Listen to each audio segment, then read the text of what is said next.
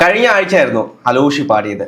അതും കടക്കൽ ദേവി ക്ഷേത്രത്തിലെ ഉത്സവവുമായി ബന്ധപ്പെട്ട് ഗാനമേളയ്ക്ക് LDFന്റെ ഒരു ഗാനം പാടി. അതായത് DYFIയുടെ ചിത്രങ്ങളൊക്കെ പുറയിൽ കൊടുത്ത് ആ ഒരു ഗാനം പാടി. അത് വലിയ രീതിയിലുള്ള വിവാദങ്ങളായി, വലിയ വിഷയങ്ങളൊക്കെ ആയി.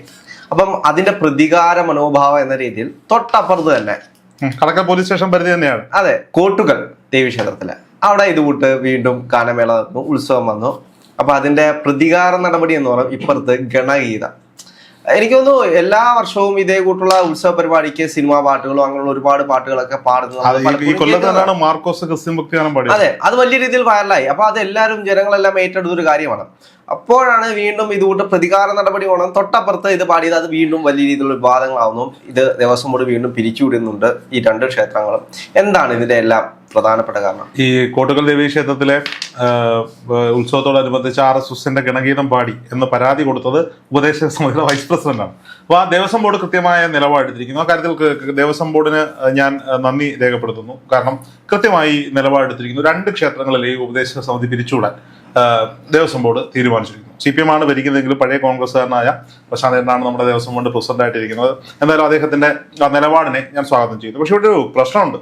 കഴിഞ്ഞ തവണ ഈ അലോഷി പാടിയപ്പോൾ അലോഷിക്കെതിരെ ആണ് ഒന്നാം പ്രതിയാക്കി കേസെടുത്തത്. അപ്പൊ അലോഷി വെച്ച് പാട്ട് പാടുന്നത് തെറ്റാണോ? ഓഡിയൻസ് ആവശ്യപ്പെടുന്ന പാട്ടല്ലേ ഞങ്ങൾ അതിനകത്ത് തെറ്റൊന്നുമില്ല. പണ്ടും വിപ്ലവ ഗാനങ്ങളൊക്കെ പാടിയിട്ടൊക്കെ ഉണ്ട്. പക്ഷേ തെറ്റായത് എപ്പോഴാണെന്ന് വെച്ചാൽ ബാക്കിലത്തെ LED വാളിൽ DYFIയുടെ ഒക്കെ കൊടിതോരണങ്ങളൊക്കെ തൂക്കിക്കൊണ്ടും അതൊക്കെ കാണിച്ചുകൊണ്ടൊക്കെ പാടി അത് കൃത്യമായി പാർട്ടി പരിപാടി ആക്കിയതാണ്. അതൊരു ആസൂത്രണമല്ലേ? അത് സ്വാഭാവിക ആസൂത്രണം തന്നെയാണ്. അത് തന്നെയാണ് കടക്കലെ പ്രശ്നം. കടക്കലെ ആ കേസ് കൊടുത്തതിന്റെ ആസൂത്രണമല്ലേ? കേസ് കൊടുത്താൽ ആസൂത്രണം ഉണ്ട്. ആലോചി ഒന്നാം പ്രതിയായി കഴിഞ്ഞാൽ കേസ് നിൽക്കില്ല എന്ന ഉറപ്പുള്ളത് കൊണ്ട് തന്നെയാണ് ആലോചി ഒന്നാം പ്രതിയാക്കി കേസ് എടുത്തിരിക്കുന്നത് കേരള പോലീസ് എന്ന കാര്യത്തിൽ യാതൊരു വിധമായ സംശയവും വേണ്ട. തൊട്ടിപ്പുറത്ത് കോട്ടക്കലിൽ RSSന്റെ ഗണഗീതം പാടുന്നു. ഞാനന്ന് ഈ അലോഷി പാടിയതുമായി ബന്ധപ്പെട്ട് പുഷ്പനെ അറിയാമോ, പാടിയതുമായിട്ട് പുഷ്പന്റെ പ്രതിഷ്ഠയാണോ കടക്കലിരിക്കുന്നതെന്ന് ചോദിച്ചപ്പോൾ ഒട്ടനവധി പേര് കമന്റ് ബോക്സിൽ ചോദിച്ച ചോദ്യമാണ് RSSന്റെ ഗണഗീതം നല്ലവർ പറഞ്ഞത്, വേറൊരു പേരിട്ട ആളാണ് അവർ പറഞ്ഞത് ഇത് പാടിയാൽ കുഴപ്പമില്ലേ എന്ന് ചോദിച്ചത്. അപ്പൊ അന്ന് ഞാൻ പറഞ്ഞ നിലപാട് എന്താണെന്ന് ചോദിച്ചു കഴിഞ്ഞാൽ ഉറപ്പായിട്ടും പ്രശ്നമുണ്ട്. ഒരു രാഷ്ട്രീയ പരിപാടികൾ ക്ഷേത്രവുമായി ബന്ധിപ്പിക്കുന്നത് ശരിയല്ല. പിന്നെ കാവിക്കൊടി കെട്ടുന്നതുമായി ബന്ധപ്പെട്ട് ഹിന്ദുവിന്റെ കളർ കാവിയാണ്. അപ്പോൾ സ്വാഭാവികമായും RSSന്റെ ചിഹ്നങ്ങളില്ലാത്ത കാവിക്കൊടി ക്ഷേത്രത്തിൽ ഉയർത്തുന്നതുകൊണ്ട് തെറ്റൊന്നും ഇല്ല എന്ന് തന്നെയാണ് എനിക്ക് തോന്നുന്നത്. എന്റെ വ്യക്തിപരമായ അഭിപ്രായമാണ്. RSSന്റെ കൊടിയല്ല, ഹിന്ദുവിന്റെ കാവിക്കൊടി ഹിന്ദു ക്ഷേത്രങ്ങളിലല്ലാതെ പള്ളിയിലോ മോസ്കിലോ കൊണ്ട് കെട്ടാൻ പറ്റില്ല എന്നുള്ളതാണ്. അപ്പോൾ സ്വാഭാവികമായും ഈ RSSന്റെ ഗണഗീതം കോട്ടുകൽ ക്ഷേത്രത്തിൽ പാടിയപ്പോൾ അതിനോട് എതിർപ്പുണ്ടായപ്പോൾ പരാതി പോയി. പരാതിയിൽ ദേവസ്വം ബോർഡ് നടപടിയെടുത്തിരിക്കുന്നു. ദേവസ്വം ബോർഡിന്റെ സൈഡ് കൃത്യമായി അവർ നിർവഹിച്ചിരിക്കുന്നു എന്നുള്ളതാണ്. പക്ഷേ ഈ പാട്ടുകൾ തമ്മിലൊരു വ്യത്യാസമുണ്ട്. ഞാൻ എന്റെ നിലപാട് ഞാൻ പറയുന്നു, രണ്ട് ക്ഷേത്രങ്ങളിലും അല്ല ഒരു ക്ഷേത്രങ്ങളിലും പാർട്ടി പരിപാടികളോ പാർട്ടി കൊടിതോരണങ്ങളോ ഈ പറയപ്പെടുന്ന പാർട്ടി ഗാനങ്ങളോ പാടേണ്ടതില്ല എന്ന നിലപാട് തന്നെയാണ് എൻ്റെ. പക്ഷേ ഇതിനകത്തൊരു പ്രശ്നമുണ്ട്, വലിയ പ്രശ്നമാണ്. എല്ലാവരും ചോദിച്ചതിന്റെ ഒരു ഉത്തരമാണ് ഞാൻ പറയാൻ പോകുന്നത്. അലോഷി പാടിയത് പുഷ്പനെ അറിയാമോ, ഞങ്ങളുടെ പുഷ്പനെ അറിയാമോ, ആ പാട്ടാണ് പാടിയത്. അപ്പൊ പുഷ്പൻ എന്ന് പറയുന്ന സഖാവ് പാവം പിടിച്ചവൻ ഒന്നും അറിയാതെ ഒരു സമരത്തിന്റെ മുന്നിൽ ചെന്ന് നിൽക്കുന്നു. അദ്ദേഹത്തിന് വെടിയേക്കുന്നു, കൂടെ ഉണ്ടായിരുന്നു, മരണപ്പെടുന്നു. അദ്ദേഹം ശയ്യാവലംബിയെ കാലങ്ങളോളം കിടക്കുന്നു. അദ്ദേഹത്തെ കൃത്യമായി CPM ഉപയോഗിച്ച് ഒരു വോട്ട് ബാങ്ക് രാഷ്ട്രീയത്തിന്റെ ഇതാക്കി മാറ്റുന്നു. അദ്ദേഹത്തെ കുറിച്ച് വിപ്ലവാൻ എഴുതുന്നു. അദ്ദേഹത്തിന് പോലും ഓർമ്മയുണ്ടോ എന്നറിയില്ല. ഈ പാട്ടൊക്കെ കേട്ട് ആസ്വദിക്കാനുള്ള ഓർമ്മയില്ലാതെ ഒരുപാട് കാലം നടന്നു. പാർട്ടി സംരക്ഷിച്ചു എന്നൊക്കെ പറയുന്നു. അവസാനം അദ്ദേഹം മരണപ്പെടുന്നു. രക്തസാക്ഷിയായിരുന്നു. അദ്ദേഹം അവസാനം മരണപ്പെടുന്നു.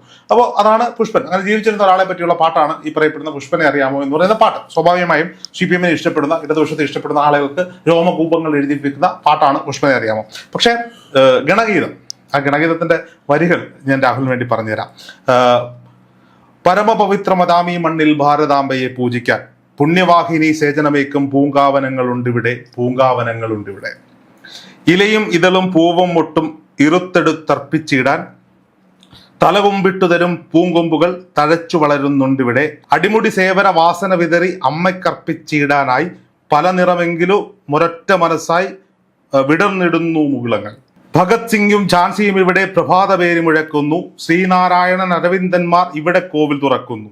രാമകൃഷ്ണനും രാമദാസനും ഇവിടെ നിവേദിച്ചിടുന്നു. ഇവിടെ വിവേകാനന്ദ സ്വാമികൾ ബലിഹവ്യം തൂവിയിടുന്നു, ബലിഹവ്യം തൂവിയിടുന്നു. ഇതാണ് RSSന്റെ ഗണഗീതം, അവിടെ ആലപിച്ച ഗണഗീതം എന്ന് പറയുന്നത്. ഇതിലെവിടെയെങ്കിലും ഈ പറയപ്പെടുന്ന മരണപ്പെട്ട ആരെങ്കിലും പുകഴ്ത്തിയോ? അല്ല, രാഷ്ട്രീയപരമായിട്ട് അതിനകത്ത് ആ വരികളൊന്നും ഒന്നുമില്ല. രാഷ്ട്രീയപരമായില്ല, വർഗീയതയില്ല, ഒന്നുമില്ല. അവരെ സംബന്ധിച്ചിടത്തോളം ഭാരതാംബ, ഭാരതത്തെ അമ്മയായിട്ടാണ് ഹൈന്ദവ സംസ്കാരം, ആർഷഭാരത സംസ്കാരം കണ്ടുവരുന്നത്. അവിടെ ഭാരതാംബയെ പുകഴ്ത്തുന്നു. ഇവിടെ ജീവിച്ചു മരിച്ച മഹാന്മാരായ പലരുടെയും പേരുകൾ ഉച്ചരിച്ചു പോകുന്നു എന്നുള്ളതാണ്. ഇത് വരികളിലേക്ക് ഇറങ്ങി ചെല്ലേണ്ട കാര്യമൊന്നുമില്ല, എല്ലാവർക്കും മനസ്സിലാകുന്ന ഒന്നാണ്. ഇത് ക്ഷേത്രത്തിൽ ആലപിക്കുന്നുണ്ട്, തെറ്റൊന്നുമില്ല. പക്ഷെ തെറ്റാകുന്നത് ഇതൊരു രാഷ്ട്രീയ ചുവയുള്ള RSS എന്ന് പറയുന്ന ഒരു സംഘടന അത് അവരുടെ മുഖഗാനമായി ഇരിക്കുമ്പോൾ നമ്മുടെ നാട്ടില് വർഗം, വർണ്ണം, ജാതി ഇതൊക്കെ മാറ്റി നിർത്തിക്കൊണ്ടാണ് നമ്മൾ ക്ഷേത്രങ്ങളിലും ആരാധനാലയങ്ങളിലും ആരാധന നടത്തുന്നത്. അവിടെ പോയി കുത്തിത്തിരിപ്പ് ഉണ്ടാക്കാൻ വേണ്ടി ഒരു പ്രത്യേക സംഘടന ഉപയോഗിക്കുന്ന പാട്ടുകൾ പാടേണ്ട ആവശ്യമില്ല എന്ന് തന്നെയാണ് എന്റെ നിലപാട്. അത് RSSന്റെ ആകട്ടെ, DYFIയുടെ ആകട്ടെ, യൂത്ത് കോൺഗ്രസിന്റെ ആകട്ടെ, ഒരാളുടെയും അതിന്റെ ആവശ്യം അവിടെ ഇല്ല. ക്ഷേത്രം എന്ന് പറയുന്നത് എല്ലാവർക്കും കൂടി അവകാശപ്പെട്ടതാണ്. ഹിന്ദുവിന്റെ പെട്ട നാനാജാതി ആളുകൾക്കും അവിടെ ഏത് തൊഴിൽ ചെയ്യുന്നവനും ഏത് നിറത്തിലുള്ളവനും അവിടെ ചെന്ന് ആരാധന നടത്താനുള്ള അവകാശം നമുക്ക് എല്ലാവർക്കും ഉണ്ട്. അവിടെ ഇരിക്കുന്നത് പരമകാരുണ്യവാനായ ഭഗവാനാണ്. ആ ഭഗവാൻ അല്ലെങ്കിൽ ഭഗവതിയാണ്. ആ ദേവതാ സങ്കല്പത്തിന് താന്ത്രിക വിധി പ്രകാരം വിധിച്ചിട്ടുള്ള ആചാരങ്ങൾ അനുഷ്ഠിക്കാൻ തയ്യാറായിട്ടുള്ള ആർക്കും അവിടെ ചെല്ലാം എന്നുള്ളതാണ്. അതിനപ്പുറത്തേക്ക് ഒരു ക്ഷേത്രം എന്ന് പറയുന്നത്, ക്ഷേത്രത്തിൽ ആ ദേവത മൈനറാണ്. അതൊരു പബ്ലിക് പ്രോപ്പർട്ടി. അവിടെ എല്ലാവർക്കും ചെല്ലാനുള്ള അവകാശമുണ്ട്. ആ ആരാധനയിൽ വിശ്വസിക്കുന്ന ആർക്കും ആ ക്ഷേത്രത്തിൽ കയറി ചെല്ലാം. അല്ല, അവിശ്വാസികൾക്കും ചെല്ലാം. അവിശ്വാസികൾക്ക് ചെന്ന് അവിടുത്തെ ആചാരങ്ങൾക്ക് വിരുദ്ധമായി പെരുമാറാത്തിടത്തോളം കാലം ആർക്കും അവിടെ കടന്നുകൂടാ എന്ന് പറയാൻ പറ്റില്ല. ശബരിമല പോലെയുള്ള ചില ക്ഷേത്രങ്ങളിലാണ്, അല്ലെങ്കിൽ ഗുരുവായൂർ പോലെയുള്ള ക്ഷേത്രങ്ങളാണ് ചില നിബന്ധനകൾ വെച്ചിരിക്കുന്നത്. സ്ത്രീ പ്രവേശനത്തിലായാലും അന്യമതസ്ഥരായാലും പ്രവേശനത്തിലായാലും തിരുനെല്ലി പോലെയുള്ള ക്ഷേത്രങ്ങളിലൊക്കെ ഇത്തരത്തിലുള്ള നിബന്ധനകൾ വെച്ചിട്ടുണ്ട്. മറ്റു ക്ഷേത്രങ്ങളിലെല്ലാം ഏത് മതസ്ഥർക്കും കയറിച്ചില്ല, ഏത് ജാതിയിൽപ്പെട്ട ആളുകൾക്ക് കയറിച്ചില്ല. അവർക്ക് വിശ്വാസമുണ്ടെങ്കിൽ ആരാധന നടത്താം. അവിടുത്തെ വിശ്വാസങ്ങളെ ചോദ്യം ചെയ്യാനോ അവിടുത്തെ വിശ്വാസപരമായ കാര്യങ്ങളിൽ ഇടപെടാനോ ചെയ്യാത്തിടത്തോളം കാലം ആർക്കും കുറ്റം പറയാൻ സാധിക്കില്ല. അല്ല, ഇതെല്ലാം നമ്മൾ തന്നെ ഉണ്ടാക്കിയെടുത്താണ്. ക്ഷേത്ര വിളംബര സമരം നടത്തുമ്പോൾ നമ്മൾ അന്നും ഈ കാലഘട്ടത്തിലുള്ള ആളുകൾക്കൊന്നും കയറി ചെല്ലാൻ കഴിയത്തില്ല. ആ ഒരു കാലഘട്ടത്തിലൊന്നും ഇന്ന് എല്ലാവർക്കും കയറി ചെല്ലാൻ പറ്റുന്ന ഒരിടത്തേക്ക് നമുക്കൊരു ഭരണഘടനയുണ്ട്. അപ്പൊ അങ്ങനെ ചെല്ലുമ്പോൾ അവിടെ രാഷ്ട്രീയമില്ല. ക്ഷേത്രത്തിൽ രാഷ്ട്രീയം വന്നു കഴിഞ്ഞാൽ അത് ഒരു അടിയിലോ അല്ലെങ്കിൽ സംഘർഷത്തിലോ മാത്രമേ ആ ക്ഷേത്രം കലാശിക്കത്തുള്ളൂ. ഇന്ന് പലപ്പോഴും നമ്മൾ നോക്കിക്കഴിഞ്ഞാൽ ഗാനമേള നടക്കുന്നു. ഗാനമേള എന്താണ്? അടിയാണ്. അവസാനം ഈ സിനിമാ പാട്ട് പാടി, ആ പാട്ട് പാടണം, ഈ പാട്ട് പാടണം, എല്ലാവരും കൂടെ വരും. ക്ഷേത്രം എന്ന് പറയുന്നത് ഒരു നാടിന്റെ തന്നെ ഒരു ഉത്സവമാണ്. എല്ലാ നാനാ ജാതിപ്പെട്ട ആളുകളുടെ കയ്യിൽ നിന്നല്ലേ പൈസ വാങ്ങിക്കുന്നത്? ഒരാൾ മാത്രമാണോ കാശ് കൊടുക്കുന്നത്? അല്ല. ഒരു ഉത്സവം നടത്തണമെങ്കിൽ ആ ചുറ്റുവട്ടത്തുള്ള സകല രാഷ്ട്രീയക്കാരുടെയും വാങ്ങും, സകലപ്പെട്ട ജാതിപ്പെട്ടവരെയും വാങ്ങും, സകല മതസ്ഥരെയും. പക്ഷെ അവിടെ ചെന്ന് തിണ്ണമെടുക്ക് കാണിച്ച് ഈ RSSന്റെയോ DYFIയുടെയോ ഗണഗീതം പാടേണ്ട ആവശ്യം നിലവിലില്ല എന്നുള്ളതാണ് നമ്മൾ പറയുന്ന നിലപാട്. അപ്പൊ സ്വാഭാവികമായും ഈ പറയപ്പെടുന്ന ക്ഷേത്രോത്സവങ്ങൾ വരുമ്പോൾ RSSകാർക്ക് അല്ലെങ്കിൽ BJPക്കാർക്ക് ഒരു വിചാരമുണ്ട്, ഇത് ഞങ്ങളുടെ മാത്രം എന്തോ തട്ടിപ്പാർ അവകാശമാണെന്ന്. എല്ലാ ക്ഷേത്രങ്ങളിലും ഉണ്ട്. അങ്ങനെ ഇല്ലാത്ത നല്ല നല്ല നല്ല BJPക്കാരും RSSകാരും ഉണ്ട്, ഇല്ലാന്ന് ഞാൻ പറയുന്നില്ല. ചില ആളുകളുടെയെങ്കിലും അത് ഈ ബുദ്ധി മുളച്ചിട്ടില്ലാത്ത ചാണക സംഖ്യകളെന്നൊക്കെ വിളിക്കുന്ന ആളുകൾക്കായിരിക്കാം. അങ്ങനെയുള്ള ചിന്താഗതിയുള്ള ഒട്ടനവധി പേരുണ്ട്. അതുപോലെ തന്നെയാണ് ഇവരെന്തെങ്കിലുമൊക്കെ പൊട്ടത്തരം കാണിക്കുമ്പോൾ ഇതിന് ബദലായിട്ട് CPMന്റെ കൊടി കൊണ്ട് കെട്ടുക, CPMന്റെ പാട്ട് പാടിക്കുക, CPMന്റെ കൊടി കുത്തിയ കാളെ എഴുന്നള്ളിക്കുക, ഇത്തരത്തിലുള്ള പോകൃത്തരങ്ങൾ കാണിക്കുന്ന ഒരു വേറൊരു കാര്യം എന്ന് വെച്ച് കഴിഞ്ഞാൽ ഇവർക്ക് വളം വെച്ച് കൊടുക്കുന്ന CPMമാരാണ്. പല ക്ഷേത്രങ്ങളും CPM കൈയടക്കി വെച്ചേക്കുവാണ്. ഇപ്പൊ CPMന്റെ എത്രത്തോളം രാഷ്ട്രീയത്തില് ക്ഷേത്രങ്ങൾ ഇതൊന്നും പാടില്ല അല്ലെങ്കിൽ വിശ്വാസം പാടില്ല എന്ന് പാടില്ല എന്ന് പറഞ്ഞാലും അവിടുത്തെ ലോക്കൽ കമ്മിറ്റിക്ക് കൃത്യമായ നിർദ്ദേശം വരും. അവിടുത്തെ ക്ഷേത്രോപദേശ കൃത്യമായ പ്രാതിനിധ്യം ഉറപ്പാക്കാൻ പറ്റും. ഇതിങ്ങനെ കൈയടക്കി വെക്കുമ്പോൾ മറ്റൊരാൾ വരുമ്പോഴാണ് CPMന് ബുദ്ധിമുട്ട് വരുന്നത്. CPM ഇപ്പൊ നമ്മൾ കടക്കൽ ക്ഷേത്രം തന്നെ എടുത്തു നോക്കിക്കഴിഞ്ഞാൽ അവിടെ CPM ആണ് കൈകാര്യം ചെയ്യുന്നത്. അവിടുത്തെ പഞ്ചായത്ത് തൊട്ട് ഓരോ വീട് കയറി ആളുകൾ പൈസ വാങ്ങിക്കും. അതെന്താണ്? പാർട്ടിയാണ് അവിടെ ഇടപെടുന്നത്. അല്ല, അതൊക്കെ ചെയ്തോട്ടെ. അവിടെ ഇപ്പം ഒരു 10 കമ്മ്യൂണിസ്റ്റുകാർ ഒരു ക്ഷേത്ര ആരാധനയുമായി ബന്ധപ്പെട്ട് നിൽക്കുന്നു എന്നൊക്കെ പറയുമ്പോൾ നമുക്ക് സന്തോഷമാണ്. വലിയ നിരീശ്വരവാദം പറയുന്ന ആളുകളൊക്കെ ദേവസ്വം ബോർഡ് പ്രസിഡന്റുമാരായിട്ടും ദേവസ്വം ബോർഡ് മെമ്പർമാരായിട്ടും ദേവസ്വം ബോർഡ് മന്ത്രിയായിട്ടും ഒക്കെ ഇരുന്നിട്ട് അവിടെ ചെന്നിട്ട് അയ്യപ്പന്റെ മുന്നിൽ ഒരു നിമിഷമെങ്കിലും അയ്യപ്പ എന്ന് മനസ്സിലെങ്കിലും വിളിക്കേണ്ടുന്ന ഒരു അവസ്ഥ വരുന്നെങ്കിൽ അത് അയ്യപ്പൻ കൊടുക്കുന്ന പണിയാണെന്ന് അത് എന്റെ ഒരു അഭിപ്രായത്തിൽ കമ്മ്യൂണിസ്റ്റുകാരായ ആളുകളെ കമ്മ്യൂണിസ്റ്റ് എന്ന് നടിക്കുന്ന ആളുകൾക്കൊക്കെ ക്ഷേത്രത്തിന്റെ ഉത്തരവാദിത്തം കൊടുക്കണമെന്നേ. അങ്ങനെങ്കിലും ഇവര് അവിടെയൊക്കെ ചെയ്ത് കയറി ചെയ്യുന്ന പാവങ്ങൾക്കും ചെയ്യാനിരിക്കുന്ന പാവങ്ങൾക്കും ചെയ്തുകൊണ്ടിരിക്കുന്ന പാവങ്ങൾക്കൊക്കെ ഒരു പരിഹാരം ഉണ്ടാകട്ടെ. അപ്പോൾ സ്വാഭാവികമായിട്ടും ഇതിപ്പോ ഈ RSSകാരും ഈ DYFIക്കാരും ഒരേ മുഖത്തിൽ കെട്ടാവുന്ന കാളകളായി മാറിക്കൊണ്ടിരിക്കുകയാണ്. അല്ല, കഴിഞ്ഞ ദിവസം മറ്റൊരു വാർത്ത ഉണ്ടായിരുന്നു. മുഖ്യമന്ത്രിയുടെ മകളും ഭാര്യയും കൂടെ അവകാശങ്ങൾ അതിലെങ്കിലും കുറ്റം പറയാൻ പറ്റുന്നില്ല. അവരൊക്കെ ഇനി എന്ത് പറഞ്ഞാലും അവരുടെയൊക്കെ സർട്ടിഫിക്കറ്റിൽ എഴുതിയിട്ടുണ്ടാവും ഹിന്ദു, അവരുടെ ജാതി എന്താണോ ആ ജാതിവാല് ഉണ്ടാവും. അതൊന്നും മാറ്റിയിട്ടുണ്ടാവുന്നില്ല. എല്ലാവരും AR റഹീമിന്റെ മക്കളൊന്നും അല്ലല്ലോ. ഇത് എഴുതി ചേർക്കാതിരിക്കുക. അവർക്ക് പ്രായപൂർത്തിയാവുമ്പോൾ തീരുമാനിച്ചത് ഗുൽമോഹർ അവരുടെ ഇന്റർവ്യൂവിൽ കണ്ടതാണ്. അവരത് ചേർത്തിട്ടില്ല. അങ്ങനെ ചുരുക്കം ചില ആളുകളാണ് ജാതിയും മതമൊന്നും അവരുടെ പേരിനൊപ്പം ചേർക്കാത്ത ആളുകൾ. ഇവരുടെയൊക്കെ പേരിലും സർട്ടിഫിക്കറ്റ് ഉണ്ടാവാം, എനിക്കറിയില്ല. അവർക്ക് ക്ഷേത്രാരാധന നടത്താനുള്ള അധികാരം ഉണ്ടെന്നേ. അപ്പോ സ്വാഭാവികമായി എല്ലാവർക്കും ഉണ്ട്. ഇത് ഞാൻ വിമർശിക്കുന്ന ആളുകൾ ആരൊക്കെയാണ് ഞാൻ കൃത്യമായി ചോദിക്കട്ടെ. ഹിന്ദു സഖാക്കന്മാർ എന്ന് പറയുന്ന വാക്കിനോട് ചിലർക്കൊക്കെ എതിർപ്പുണ്ടെങ്കിലും അങ്ങനെ തന്നെ പറയാനാണ് ഞാൻ ആഗ്രഹിക്കുന്നത്. ഹിന്ദുവായി ജനിച്ച സഖാക്കന്മാർക്ക് ക്ഷേത്രത്തിൽ പോകാൻ മടിയാണ്.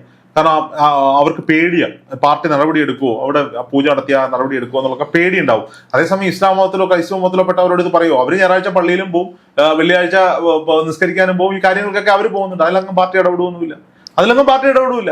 അവർക്ക് അവരുടെ ആചാരങ്ങളാണ്. ഇപ്പൊ ഞാൻ പറയാം, നോമ്പ് തുറ എല്ലാ പാർട്ടിയും മുഖ്യമന്ത്രിയും പ്രതിപക്ഷ നേതാവും അടക്കം അതിന്റെ ആഘോഷങ്ങൾ നടത്താറില്ലേ? നടത്തണം, ഇഫ്താർ വിരുന്ന് നടത്തണം. ഞാൻ പറയുന്നത് ഈ നാട്ടിൽ ഇതെല്ലാം വേണം. പക്ഷേ വേറൊരാള് ശ്രീകൃഷ്ണ ജയന്തി ആഘോഷിക്കും, വീട്ടിൽ പായസം വെച്ചു കൊടുക്കും, അവന്റെ ഒരു പാർട്ടി നടപടി എടുക്കത്തില്ല? എടുക്കും, ഉറപ്പായിട്ടും എടുക്കും. ഇപ്പൊ ശ്രീകൃഷ്ണ ജയന്തി ഒന്നും RSSകാർക്കും കാണിക്കൽ നോട്ടീസ് അയക്കും. ഞാൻ ചോദിക്കുന്നത്, ശ്രീകൃഷ്ണ ജയന്തി RSSകാരനും പിന്നെ ഇവിടുത്തെ BJP-കാരനും എഴുതി കൊടുത്ത സാധനമാണോ? വിനായക ചതുർത്ഥി അവർക്ക് എഴുതി കൊടുത്ത സാധനം അല്ല. അത് ഹിന്ദു മതത്തിൽ വിശ്വസിക്കുന്ന, ഹിന്ദു ദൈവങ്ങളിൽ വിശ്വസിക്കുന്ന ഏതൊരാൾക്കും ആ മതത്തിൽ ജനിക്കണം എന്നൊന്നുമില്ല. ഏതൊരാൾക്കും അവകാശപ്പെട്ടതാണ് അതിന്. പക്ഷെ അവർക്ക് പേടിയാണ് പാർട്ടിയെ. അപ്പൊ ഹിന്ദുവിനോട് മാത്രം എന്തു ആകാം. അല്ല, ഇതെല്ലാം മാറ്റി നിർത്തിയാണ് ഇന്നൊരു വിഭാഗം ആളുകൾ മാത്രം അത് കൈയടക്കി വെച്ചേക്കുന്നത്. കഴിഞ്ഞ കാലങ്ങളിൽ പണ്ട് ഇത് എല്ലാവരും ഒന്നിച്ചു ചെയ്തിരുന്ന, പിന്നീട് ആളുകൾക്ക് പേടിയായി തുടങ്ങി. പാർട്ടി അല്ലെങ്കിൽ രാഷ്ട്രീയം, മതം ഇങ്ങനെ വരുമ്പോഴത്തേക്ക് ഞങ്ങളില്ല, ഞങ്ങൾ അതിനകത്തൊന്നുമില്ല. അങ്ങനെ മാറി നിന്നിട്ടാണ് ഒരു വിഭാഗം പേര് അത് കൈയടക്കി വെച്ചതും. ഇപ്പൊ അവർ പരിപാടി നടത്തുമ്പം ഇത് അവരുടെ മാത്രം സ്വത്തല്ല എന്ന് പറഞ്ഞ് ഇപ്പുറത്ത് നിന്ന് കുരയ്ക്കാൻ മാത്രം കഴിയുന്ന രീതിയിലേക്ക് അവർ മാറുന്നത് അതുകൊണ്ടാണ്. അപ്പോൾ സ്വാഭാവികമായിട്ടും എന്തായാലും ഈ ഇതില് ഉണ്ടായ നടപടിയിൽ, ദേവസ്വം ബോർഡിന്റെ നടപടിയിൽ 100% ദേവസ്വം ബോർഡിനോട് ആരാധന തോന്നുന്ന ഒരു നിമിഷമാണ്. തിരുവിതാംകൂർ ദേവസ്വം ബോർഡ് 2 ക്ഷേത്രത്തിൽ ഉദ്ദേശിച്ചതിനെ പിരിച്ചുവിടുന്നു. ഇനിയെങ്കിലും ആലോചിക്കുക, ക്ഷേത്രോത്സവങ്ങൾ എന്ന് പറയുന്നത് ക്ഷേത്രത്തിന്റെ ആചാരങ്ങളാണ്, ഒരു നാടിന്റെ ഉത്സവമാണ്. അവിടെ നിങ്ങൾക്ക് ആഘോഷിക്കാം. ജാതിയില്ലാതെ, മതമില്ലാതെ, വർഗമില്ലാതെ, വർണ്ണമില്ലാതെ, പാർട്ടിയില്ലാതെ നിങ്ങൾ ആഘോഷിക്കുക. ആ ദേവിയുടെ തിരുനാൾ ഉത്സവത്തെ അല്ലെങ്കിൽ ദേവന്റെ തിരുനാൾ ഉത്സവത്തെ, ദേശദേവന്റെ ഉത്സവത്തെ നല്ല രീതിയിൽ കൊണ്ടാടുക. നിങ്ങൾ ഗാനമേള വെച്ചോളൂ, നിങ്ങൾ ആഘോഷിച്ചോളൂ, ഡാൻസ് കളിക്കണം. കാരണം ദേവന്റെ ഉത്സവമാണ്. മതിവ്രതം നിങ്ങൾ ആഘോഷിക്കണം. പക്ഷെ അത് രാഷ്ട്രീയ പരിപാടികളാക്കി മാറ്റരുത്. ഞാൻ ഗണഗീതം പാടി കേൾപ്പിച്ചത്, ഗണഗീതത്തിൽ ഈ പറയപ്പെടുന്ന രീതിയിലുള്ള വർഗീയ പരാമർശമില്ല. ഗണഗീതത്തിൽ ഈ പറയപ്പെടുന്ന പോലെ രാഷ്ട്രീയ പരാമർശമില്ല. അവര് ഭാരതാംബയെ പാടി പുകഴ്ത്തുന്ന ഒരു ഗാനമാണ്. പക്ഷെ അത് RSS ഗണഗീതമായി വെച്ചിരിക്കുന്നിടത്തോളം കാലം അത് ക്ഷേത്രത്തിൽ കൊണ്ടുവന്ന് സകല പാർട്ടിക്കാരന്റെയും പിരിവെടുത്ത് നടത്തുന്ന ഉത്സവത്തിൽ കൊണ്ടുവന്ന് തിണ്ണമെടുക്ക് കാണിക്കാനുള്ളതല്ല. അല്ലെങ്കിൽ DYFIയുടെ പുഷ്പനെ അറിയാമോ, അതവിടെ തിണ്ണമെടുക്ക് കാണിക്കാനുള്ളതല്ല. ഈ കാര്യത്തിൽ എനിക്ക് തോന്നുന്നു കോൺഗ്രസ്സുകാരാണ് കുറച്ചും കൂടി ഭേദം. അവർ ഈ ക്ഷേത്രത്തിലൊക്കെ പോയി തൊഴുതിട്ട് എല്ലാ കാര്യങ്ങളിലും പാട്ടില്ലാത്തതുകൊണ്ട് കുഴപ്പമില്ല. അവർക്കും പാട്ടൊക്കെ ഉണ്ട്, അവർക്ക് ഒരുപാട് നല്ല പാട്ടുകളുണ്ട്. പിന്നെ ജാർഖണ്ഡിൽ ഇന്ദിരാവും അങ്ങനെ ഒരു പാട്ടം കണ്ടില്ലേ? ഉണ്ട്. പക്ഷെ അതൊന്നും ഇതുമായിട്ട് ബന്ധപ്പെടാത്തതുകൊണ്ട് പിന്നെ അവരെ ഇന്ന് ഉപയോഗിച്ചാൽ കണ്ടിട്ടില്ല. അല്ല, അവർക്ക് ഉപയോഗിക്കാം. അതെ, ഞാൻ പറയുന്നില്ല അതിനകത്ത്. അപ്പോൾ സ്വാഭാവികമായിട്ടും അവര് മാത്രമാണെന്ന് തോന്നുന്നു ഇച്ചിരിയൊക്കെ വിട്ടു നിൽക്കുന്ന, എല്ലാത്തിലും സജീവമായി നിൽക്കുന്ന. ഇത് തിണ്ണമെടുക്കിന്റെ പ്രശ്നം, തിണ്ണമെടുക്കിന്റെ പ്രശ്നമാണ് ഈ 2 പാർട്ടി. ഞാനാണ് ഇവിടെ ഭരിക്കുന്നത്. അതെ, ഞങ്ങളാണ് ഇവിടെ പ്രബലന്മാർ, ഞങ്ങളെ തൊടാൻ ആരുണ്ട്, തൊട്ട് നോക്കട, സംഗീതം തൊട്ട് നോക്കട, കമ്മി എന്ന് തൊട്ട് നോക്കട, കുങ്ങി, ഈ ലൈനാണ് ഇവർ പിടിക്കുന്നത്. അത് നാടിന്റെ സമാധാനത്തിന് നല്ലതല്ല എന്നുള്ളതാണ്.